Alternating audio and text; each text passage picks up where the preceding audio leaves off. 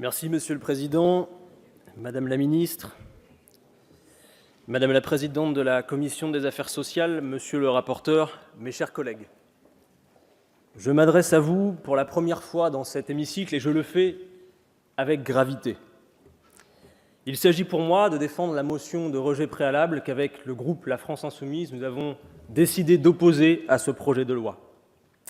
Avant de venir notamment sur le fond et sur les raisons que nous avons de nous opposer farouchement à ce texte de loi, je veux ici, et au nom de celles et ceux qui accepteraient, le temps d'un court instant, d'être représentés par un député de la France Insoumise, contester vivement la méthode que le gouvernement nous impose. Prenons un instant pour bien y réfléchir. Le projet de loi que nous avons à étudier aujourd'hui ne vise pas à décider clairement de ce qu'il conviendrait de faire avec le Code du travail. Il vise à définir le périmètre sur lequel le Parlement autorise le gouvernement à prendre des mesures par ordonnance. Ordonnance dont, sur le contenu, le Parlement n'aura ensuite que pour seul mot à dire « oui » ou « non », puisqu'il vous aurait habilité à prendre les mesures que vous souhaiteriez par ce biais. Monsieur le Premier ministre, dans son discours de politique générale, a justifié le recours aux ordonnances par le fait qu'il s'agissait d'une annonce de campagne d'Emmanuel Macron. Madame la ministre du Travail, en commission des Affaires sociales, n'a pas trouvé mieux à dire. Nous vous remercions tous les deux pour cette explication éclairante, mais vous comprendrez aisément que vous ne nous apprenez rien. Nous savions qu'Emmanuel Macron avait dit qu'il ferait cela, et le fait qu'il respecte ses annonces de campagne ne retire rien au caractère discutable des dites annonces. Faut-il vous rappeler par ailleurs que le candidat devenu président de la République le fut dans un contexte pour le moins particulier. D'abord une très forte abstention, un vote qui s'est exprimé d'abord et avant tout contre Madame Le Pen, et en définitive, un seul électeur sur 7 a voté pour son programme. Autant que nous toutes et tous ici, vous avez incontestablement une légitimité. Cependant, vous ne disposez pas d'une majorité politique éclairée dans le pays, et vous le savez bien. L'ampleur de votre majorité est à la mesure de sa fragilité, et nous commençons à en voir les signes. La question que nous vous posons n'attend donc pas pour réponse que c'est parce que le candidat Macron l'aurait dit que nous le faisons. Il s'agit pour nous de savoir pourquoi et ce qui justifie cette méthode qui vise à demander aux parlementaires que nous sommes l'autorisation de faire à peu près ce qui vous chante sur l'ordre juridique et social des 18 millions de salariés du secteur privé. Sans que nous n'ayons derrière notre mot à dire sur ce qu'effectivement vous ferez. D'ailleurs, ce que vous ferez, nous ne le savons pas bien. Car depuis ce début de quinquennat, votre marque de fabrique est plutôt de cacher vos intentions. Dois-je rappeler que c'est par voie de presse que nous avons appris les premiers éléments de ce que vous comptiez faire sur le Code du travail. Travail de la presse que, à bien des égards, nous pourrions assimiler à un travail de lanceur d'alerte contre lequel vous avez d'ailleurs vivement réagi.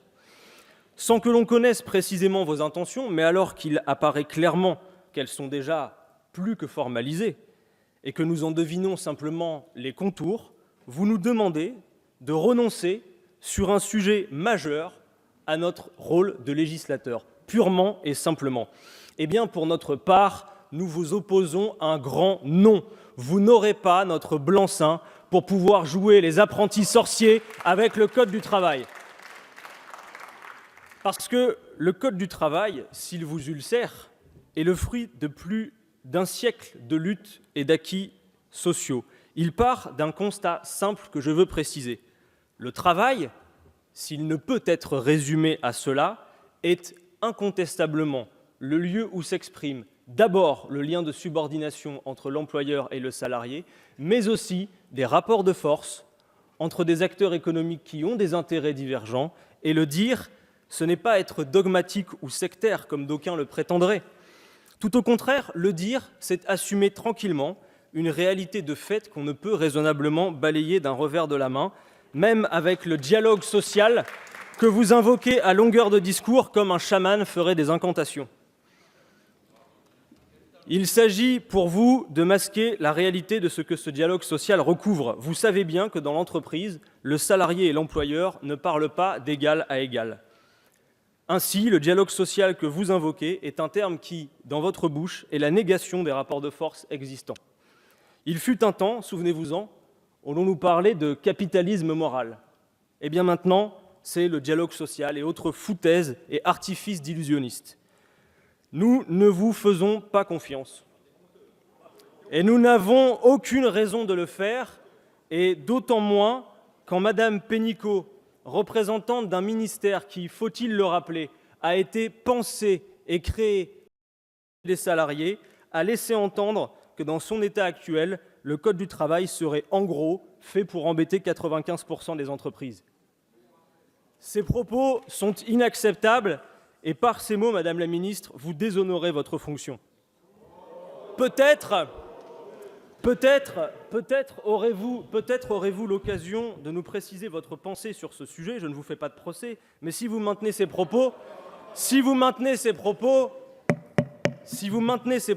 sachez aussi, mes chers collègues, que le code de la route est fait pour embêter 100% des chauffards.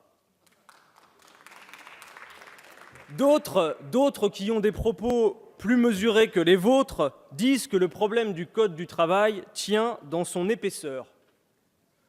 Mais depuis quand juge-t-on l'efficience d'un document à son épaisseur? Trouvez-vous aussi que l'annuaire soit trop épais? Si tel est le cas, je vous laisse me dire quelles sont les pages que vous verriez bien arracher. Par ailleurs, je veux rappeler que si le code du travail est épais, c'est qu'il s'est épaissi, et qu'il s'est épaissi notamment à coup de dérogations que ceux qui le combattent ont réussi à introduire au cours des années. Voici donc revenu le temps des pompiers pyromanes qui pleurent de chaudes larmes de crocodile sur des conséquences dont ils sont eux-mêmes les causes. Tout le monde a compris que vous vouliez imposer sur ce texte une véritable course de vitesse. Nous savons pourquoi. Rien ne justifie ni le recours aux ordonnances, ni l'empressement à vous habiliter à y recourir. Personne, que je sache, n'est menacé d'une mort imminente, ni le pays d'une asphyxie généralisée si votre projet de loi ne passe pas là tout de suite.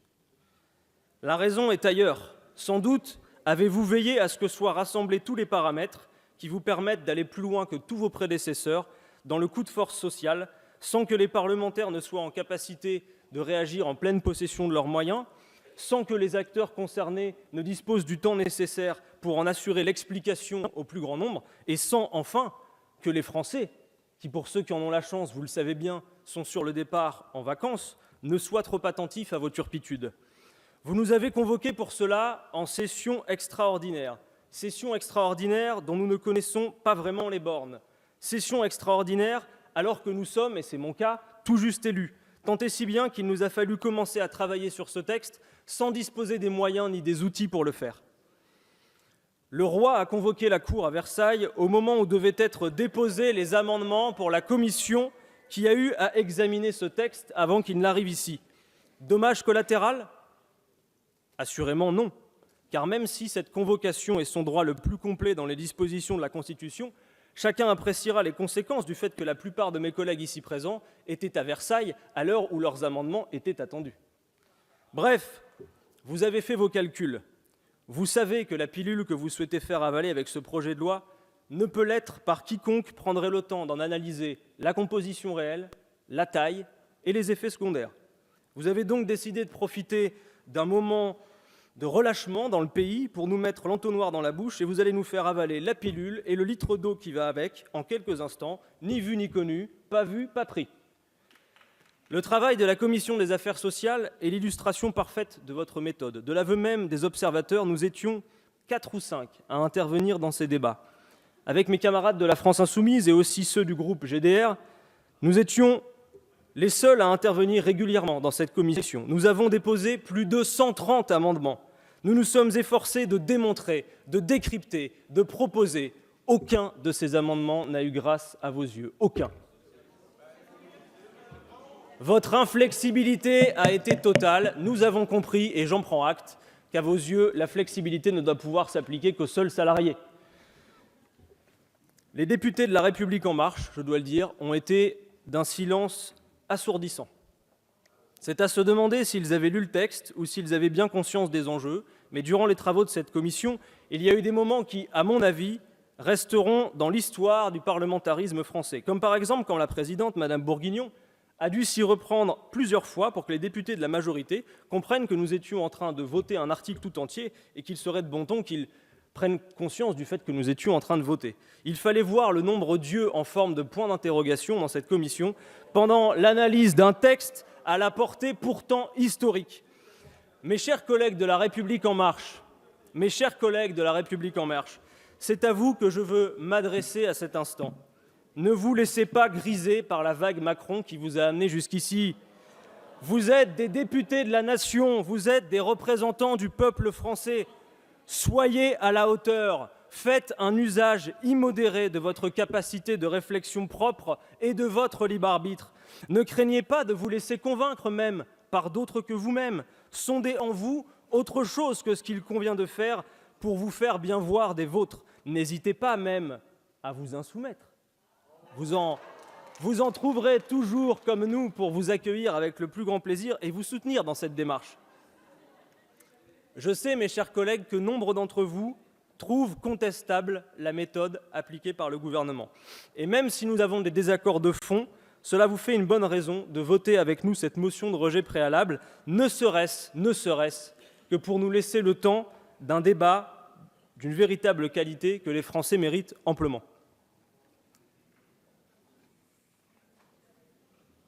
Parmi les auditions que nous avons eu l'occasion de réaliser en commission des affaires sociales, il y eut celle du MEDEF, représenté par M. Sobo. M. Sobo a déclaré pendant son audition qu'à titre personnel, il ne connaissait pas de patron qui se posait la question de savoir comment licencier. Nous constatons pourtant qu'à bien des égards, ce projet de loi contribue à répondre à cette question, notamment lorsqu'il est question de redéfinir le périmètre retenu pour considérer la situation économique d'une entreprise et donc l'habilité à licencier pour ce motif. Ainsi donc, et de l'aveu propre du MEDEF, nous sommes en présence d'un projet de loi qui contribue à répondre à des questions que personne ne se pose. Admettez que c'est original. Mais je veux souscrire à cette idée moi aussi. En effet, comme vous, mes chers collègues, je rencontre des chefs d'entreprise, notamment ceux des PME et des TPE. Presque tous, sans exception, me parlent de l'atonie de l'activité et des carnets de commandes qui se remplissent difficilement quand ils ne se vident pas tout simplement. Mais jamais aucun n'a évoqué le code ou le droit du travail pour expliquer les problèmes qu'ils rencontrent. Eh bien, vous nous les présenterez. À qui profite donc le crime contre le code du travail, sinon au MEDEF, dont l'un de ses représentants avait d'ailleurs déclaré après l'élection d'Emmanuel Macron qu'il se sentait comme sur un nuage. Le peuple français sait bien que quand des personnages comme ceux-là, qui parcourent les plateaux télé pour expliquer que les Français coûtent trop cher, se déclarent comme sur un nuage, il convient de vite les en faire redescendre. Ces dernières années, la feuille de route d'une petite fraction minoritaire, radicalisée et non représentative du patronat, emmenée par le MEDEF, a été suivie à la lettre par les gouvernements successifs au nom de la compétitivité, ce mot qui fait mal à la mâchoire quand on le prononce, et de la lutte contre le chômage. Celle-ci nécessiterait la remise en cause des protections des salariés au motif que le manque de flexibilité et le prétendu coût du travail empêcheraient les employeurs d'embaucher. L'intérêt des salariés a complètement disparu des débats sur le code du travail. Pourtant, la responsabilité du code du travail dans la situation de l'emploi n'est en rien démontrée, même si elle est constamment assénée dans les médias. Plusieurs études de l'OCDE prouvent qu'il n'y a aucune corrélation entre la diminution des droits des salariés et la baisse du chômage. Cela est une pure vue de l'esprit. C'est avant tout le carnet de commandes et non l'état du droit du travail qui dicte la politique d'embauche dans une entreprise. Le bilan du quinquennat Hollande, dans lequel d'ailleurs Emmanuel Macron a joué un rôle de premier plan en matière d'économie, le démontre. Le chômage n'a jamais été aussi élevé malgré la facilitation du licenciement, la réduction des droits collectifs des salariés et la multiplication des possibilités de déroger à la loi à des accords d'entreprise. Accuser le droit du travail d'être un frein à l'emploi revient donc à accuser celles et ceux qui sont en emploi et qui bénéficient de la protection donnée par le Code du travail d'être les responsables de l'augmentation du chômage. Ces analyses cherchent à opposer les salariés entre eux. Elles oublient surtout et volontairement le rôle des employeurs et des actionnaires dans la gestion de l'emploi en France. C'est aussi renoncer aux acquis sociaux au prétexte d'une concurrence mondiale, véritable course au moins-disant social, organisée par le libre-échange et la libre circulation des capitaux. Nous en avons assez de subir des conditions de travail dégradées pour augmenter les dividendes. Voilà ce que viendront bientôt vous dire massivement les salariés dans très peu de temps.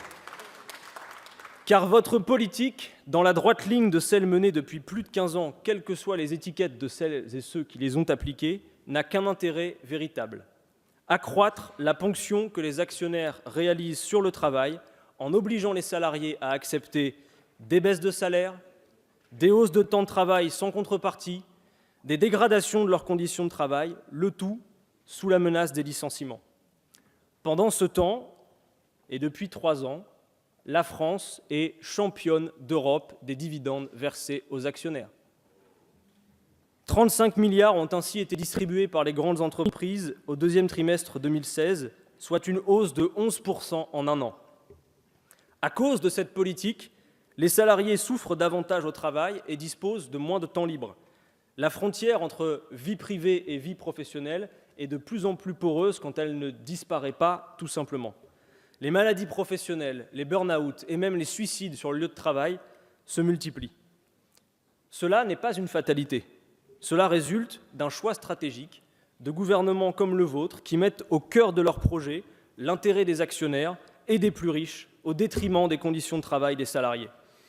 Ainsi donc, article après article, ce projet de loi suggère de vous autoriser à faire à peu près ce que vous voudrez en matière du droit du travail, en traduisant son périmètre d'application en ordonnance pour légiférer. Votre exposé des motifs est à l'image de votre mouvement, un pavé de bonnes intentions et un puissant anesthésiant pour mieux réaliser vos opérations d'une dureté inégalée. Emmanuel Macron, comme votre majorité, prospère sur la confusion. Les personnages ont changé, les costumes aussi, mais le scénario demeure inlassablement le même que celui des gouvernements précédents, les mêmes politiques pour les mêmes effets. Vous prétendez soigner un mal qu'à coup sûr, vous ne ferez qu'aggraver. Vos ordonnances rendront le pays encore plus malade qu'il ne l'est déjà. À vous, Madame la ministre du Travail, qui nous invitez à longueur d'intervention à faire le pari de la confiance dans le dialogue social, nous répondons que nous ne sommes là ni pour jouer et encore moins pour parier. Et s'il fallait faire un pari, nous préférerions toujours celui de l'intelligence à celui de la confiance que vous appelez de vos vœux. La mise en avant du dialogue social n'est ici que le prétexte pour légitimer le pouvoir patronal qui, lui, n'a eu de cesse d'augmenter. Dans ce projet de loi, et malgré votre négation sur le sujet, parce que vous donnez de fait à l'accord d'entreprise une place centrale et procédez à une relégation de l'accord de branche à un niveau qui relève de l'exception, vous consacrez l'inversion de la hiérarchie des normes. La projection de vos intentions revient de fait à un code du travail par entreprise, ce qui est à peu près aussi absurde qu'un code de la route par rue et ce dont chacun peut mesurer la nature gravement accidentogène. De plus, vous le savez bien, mes chers collègues, les syndicats français sont d'abord et avant tout organisés par branche. En faisant cela, vous rendrez leur tâche plus difficile encore. L'ensemble de votre projet vise à autoriser un maximum d'autres personnes que les représentants syndicaux à négocier avec l'employeur. La mise en avant du chèque syndical comme la fusion des instances représentatives du personnel pour créer une instance unique reviennent en fait à limiter les moyens. Vous procédez à un nivellement par le bas. Sous couvert de mutations économiques, vous étendez le recours à des formes particulières de travail qui faciliteraient l'émergence de l'ubérisation générale, dont nous savons que vous rêvez, parce qu'elle permettrait de diminuer artificiellement le chômage au prix de la précarité. J'en veux pour preuve l'extension suggérée à d'autres domaines que le BTP du contrat de chantier. Mais votre projet est aussi malveillant. Par exemple, lorsque vous ouvrez le droit pour une entreprise de déroger à la mise en application d'un accord de branche qui devrait la concerner, ce qui a été détaillé tout à l'heure, par exemple qu'une entreprise puisse s'opposer à une prime de fin d'année qui devrait avoir lieu dans sa branche. Vous instaurez aussi la barémisation des dommages et intérêts versés après un jugement au prud'homme, c'est-à-dire dans le cas d'un licenciement abusif. Vous fixez donc le coût d'un préjudice a priori. Est-ce votre conception de la justice tout entière ? Avec cette mesure, un employeur saura précisément combien lui coûtera au maximum le licenciement abusif d'un salarié. En 2 lignes, le caractère indéterminé du CDI explose. Le travail de nuit, le détachement des travailleurs, le travail transfrontalier, le travail du dimanche, tout y passe et vous ne laissez rien au hasard. Même quand vous prétendez simplement mettre en cohérence la forme du droit avec l'application des ordonnances, vous gardez en fait l'occasion de vous attaquer au fond du droit lui-même. Cerise sur le gâteau, vous réaffirmez la nécessité du prélèvement de l'impôt à la source, même si vous décalez d'1 an sa mise en application.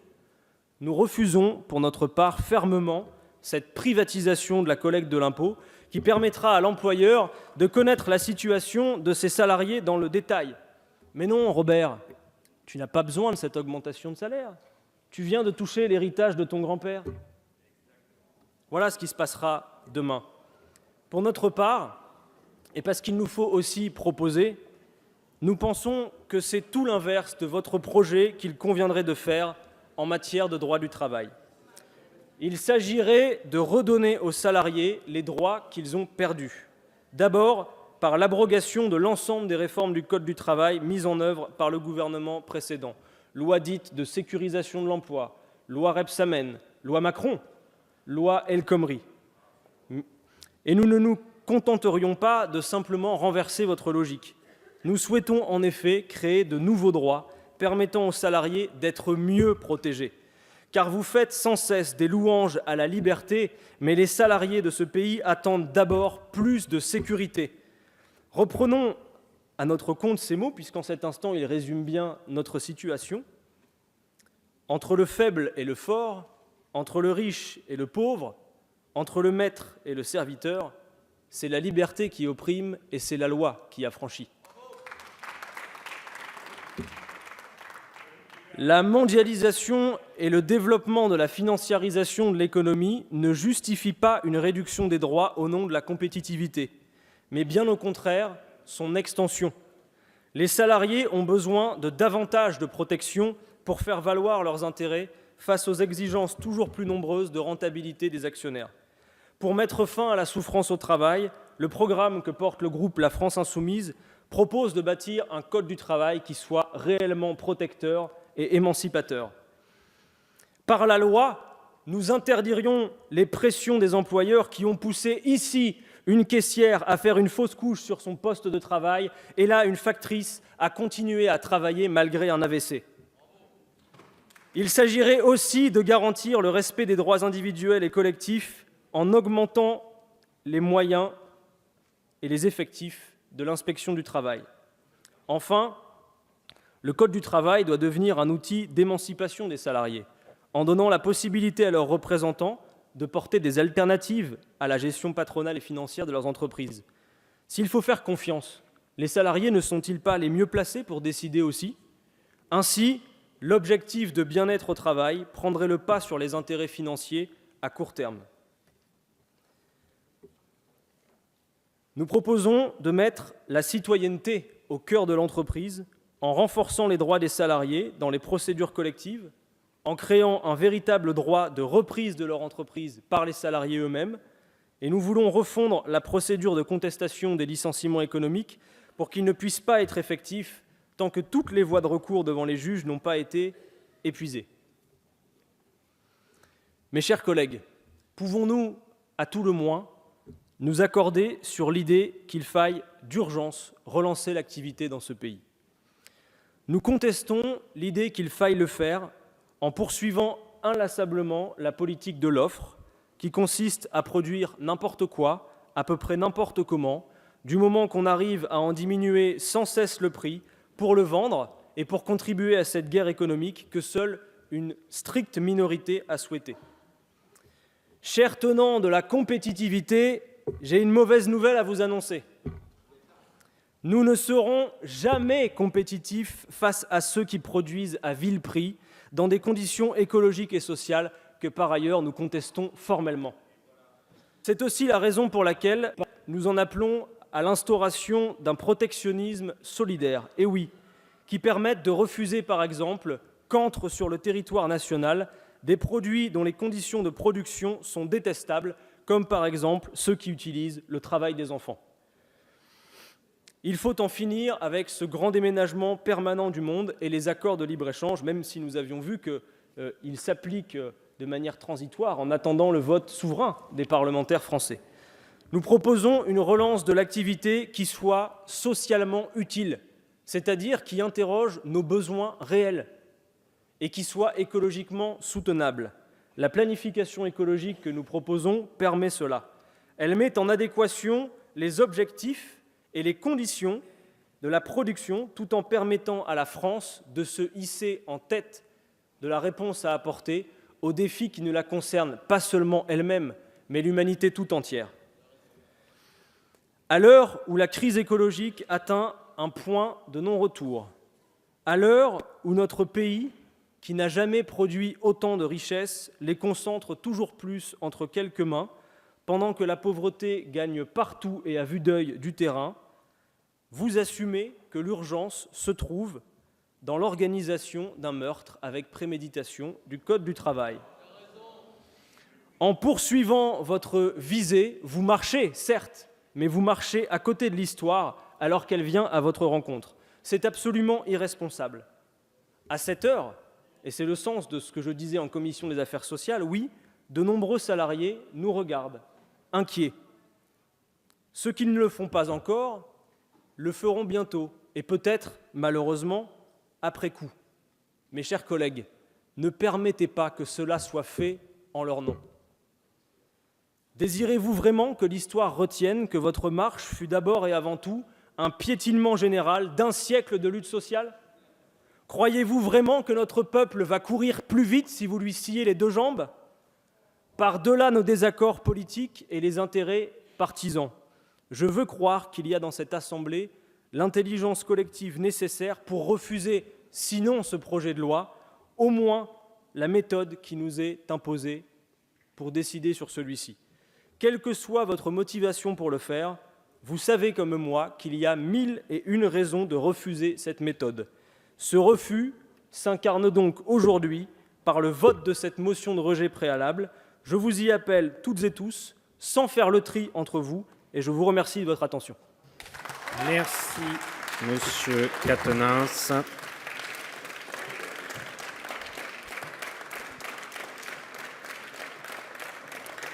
Madame la ministre,